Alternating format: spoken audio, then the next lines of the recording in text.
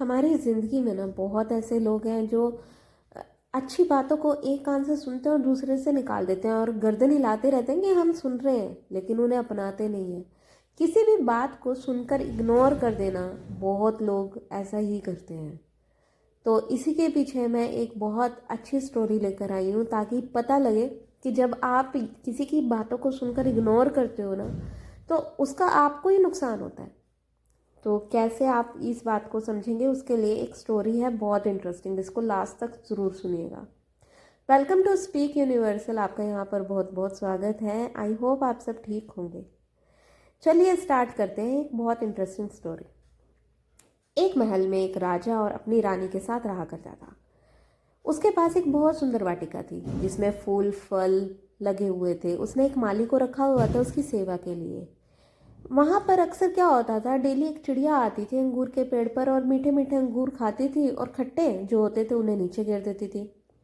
तो माली डेली देख रहा था और माली को ना बहुत गुस्सा आता था। माली ने बहुत कोशिश करी पकड़ने की, लेकिन वो असफल रहा, वो नहीं पकड़ पाया। एक दिन वो राजा के पास जाता है और राजा को सारी बात बताता है। राजा सुनकर बहुत हैरान हो जाता है और राजा डिसाइड करता है कि चलो आज हम उस चिड़िया को पकड़ कर ही रहेंगे। तो राजा और माली एक पेड़ के पीछे छुप जाते हैं और चुपके से उस चिड़िया को देखते हैं। चिड़िया अपने टाइम पर आती है और ऐसे ही करती है, अंगूर मीठे अंगूर खाती है और खट्टे नीचे गिर देती है। तो मौका पाकर राजा उस चिड़िया को पकड़ लेता है अपने दोनों हाथों में और बहुत कस के टाइटली उसको पकड़ कर रखता है। और वो हुक्म देता है माली को, जाओ इस चिड़िया को ले जाकर मार दो। इतना ही कहते वो चिड़िया बोलने लग जाती है। वो बोलते हैं, रुको राजन। उसकी आवाज़ सुनकर राजा एकदम हैरान हो जाता है। तो वो कहती है कि राजा सुनो मेरी बात, तुम मुझे मार देना, लेकिन मैं तुम्हें कुछ बताना चाहती हूँ, कुछ राज की बात बताना चाहती हूँ। इतना सुनते ही राजा हैरान हो जाता है और उसे कहता है कि बताओ। तभी चिड़िया बोलती है, उससे पहले मैं तुम्हें कोई 4 ज्ञान की बातें बताऊंगी, वो तुम्हें सुननी होगी। तो राजा कहता है, जल्दी जल्दी बताओ। पहली बात कि कभी भी अपने शत्रु को छोड़ना नहीं चाहिए। दूसरी बात कि कभी भी अपनी बीती बातों पर पछताना नहीं चाहिए। तीसरी बात कि जब भी कभी कोई तुम्हें कुछ बताए तो उस पर एकदम यकीन नहीं करना चाहिए। तो राजा बोलता है, जल्दी जल्दी मुझे चौथी बात भी बताओ। तो चौथी बात कहने से पहले चिड़िया कहती है कि राजा मेरा दम घुट रहा है, प्लीज़ अपने हाथों को ढीला छोड़ दो ताकि मैं सांस ले पाऊँ और तुम्हें राज की बात भी बता पाऊँ। इतना सुनते ही राजा अपने हाथों को थोड़ा ढीला छोड़ता है और चिड़िया उड़कर पेड़ पर बैठ जाती है, ऊंचाई पर। तो चिड़िया वहाँ से बोलती है, मूर्ख राजन, मेरे पेट में 2 हीरे हैं। तो ये बात सुनकर राजा अपना माथा पीटने लग जाता है और फिर वो कहती है, तुम अभी भी नहीं समझे? मैंने तुम्हें पहली बात बताई थी, तुमने सब बातें सुनकर इग्नोर कर दी, तुमने अपनाया नहीं, तुमने सिर्फ सुनी। पहली बात मैंने तुम्हें कहा था, कभी अपने शत्रु को नहीं छोड़ना चाहिए। मैं तुम्हारी शत्रु थी लेकिन तुमने फिर भी मुझे छोड़ दिया। दूसरी बात मैंने तुम्हें कही थी कि अपने किए हुए पर कभी पछताना नहीं चाहिए, पिछली बातों पर।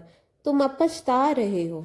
तीसरी बात मैंने तुम्हें कही थी कि कभी भी किसी की भी बातों पर ऐसे विश्वास मत कर लेना।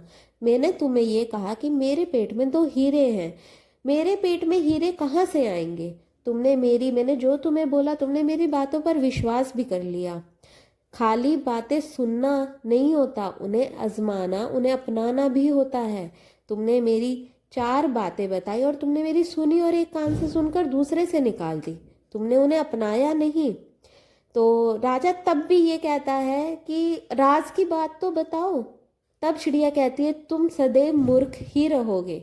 मैंने तुम्हें जो भी कहा था वो सब झूठ था, लेकिन जो तुम्हें मैंने ज्ञान की बातें बताई थी वो तुम आज भी नहीं अपना रहे हो। तो ऐसे ही हमारी ज़िंदगी में बहुत सारे लोग होते हैं जिन्हें हम बातें बताते हैं, समझाते हैं, लेकिन उनके ऊपर से जाती है या फिर वो इतना इंटरेस्ट नहीं लेते, एक कान से सुनते हैं दूसरे से निकाल देते हैं। लेकिन जब जिंदगी उन्हें समझाने पर आती है तब उन्हें वो बात याद आती है कि मुझे ये बात पहले किसी ने बताई थी, समझाई थी, लेकिन उस टाइम वो नहीं समझता। तो ऐसे ही लोग अक्सर अपना ही नुकसान कर बैठते हैं। तो समझ में आया आपको कि कैसे हम भी कई बार किसी की बातों को हम इग्नोर कर देते हैं, एक कान से सुनकर दूसरे से निकाल देते हैं और उसका हमें ही नुकसान होता है। तो कैसी लगी आपको ये कहानी? अगर आपको अच्छी लगी हो तो प्लीज़